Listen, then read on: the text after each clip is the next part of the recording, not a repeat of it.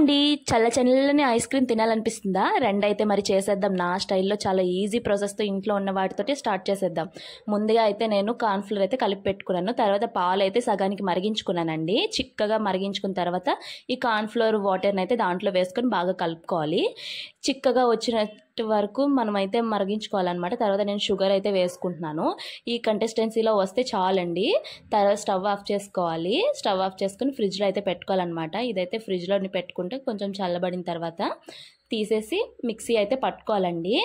Mixie అయితే పట్టుకోవాలి. ఇదిగో ఇలా చల్లగా అయిపోయింది చూసారా, దగ్గరికి అయిపోయింది. ఇదైతే మనం ఇప్పుడు మిక్సీ పట్టుకోవాలి. మిక్సీలో అయితే మొత్తం అంతా వేసేసుకోవాలండి. బాగా ఊర్చేసుకోండి, బాగా అంటికి వెళ్ళిపోద్ది కదా.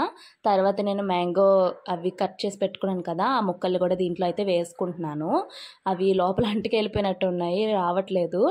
తర్వాత నేను అన్నీ వేసుకున్న తర్వాత గ్లాస్ పాలు కూడా వేసుకున్నానండి. పాలు కూడా వేసుకొని మిక్సీ అయితే పట్టుకున్నాను. ఇది చాలా ఈజీ ప్రాసెస్ అండి. మనం ఇంట్లో ఉన్న వాటితోటి చేసుకోవచ్చు. అన్నీ మన ఇంట్లో ఉన్న వాటితోటి చేసుకుంటున్నాం కదా. సో ఏవి బయట నుంచి తెచ్చుకోవాల్సిన అవసరం అయితే లేదు.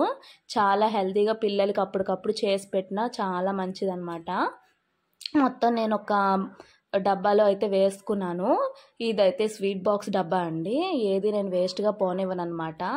తర్వాత ఇది డ్రీ ఫ్రిడ్జ్లో అయితే పెట్టేసుకున్నాను. డ్రీ ఫ్రిడ్జ్లో పెట్టేసుకున్న తర్వాత మనకి ఒక 4 hours అయితే పడుతుంది అది ఐస్ క్రీమ్ అవ్వడానికి. తర్వాత నేను ఫ్రిడ్జ్లో నుంచి అయితే తీస్తానండి. మన ఐస్ క్రీమ్ అయితే రెడీ అయిపోయింది. తర్వాత ఇలా సర్వ్ చేసుకుంటే చాలా బాగుంటుంది అనమాట. చాలా టేస్టీ అయిన మ్యాంగో ఐస్ క్రీమ్ అయితే రెడీ అయిపోయింది. నేనైతే ఇప్పుడు తిని చూస్తాను. చాలా బాగుందండి. మీరు కూడా ట్రై చేయండి. నా ఛానల్ అయితే సబ్స్క్రైబ్ చేయండి.